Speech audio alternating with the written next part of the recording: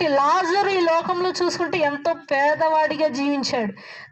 తన యొక్క దీన స్థితి చూస్తే ఇక్కడ వాక్యంలో ఉంటుంది, తను దరిద్రుడిగా ఉన్నాడు.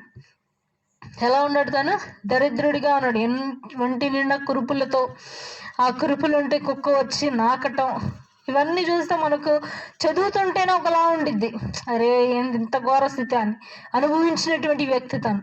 మరి ఆ లోకంలో అన్ని శ్రమలు అనుభవించినప్పటికీ కూడా తను పరలోకంలో స్థానాన్ని సంపాదించుకున్నాడు. అలాగా మనం 4వ వ్యక్తిని చూడొచ్చు, లాజరుని. తర్వాత ఒక వాక్యం చూద్దాం. మరి వీరందరి గురించి యేసుక్రీస్తు ప్రభువారు కొండ మీద ప్రసంగం చేస్తూ మాట చెప్పే ఉన్నారు. ముందుగా ఇలా నా కోసం మరణించేవాళ్ళు, ఇలాగా అన్యాయంగా ప్రజల చేత అవమానపరచబడి మరణించిన వారి గురించి కొండ మీద ప్రసంగం చెప్తూ యేసుక్రీస్తు ప్రభువారు ఒక మాట చెప్పారు. మాటను చూద్దాం.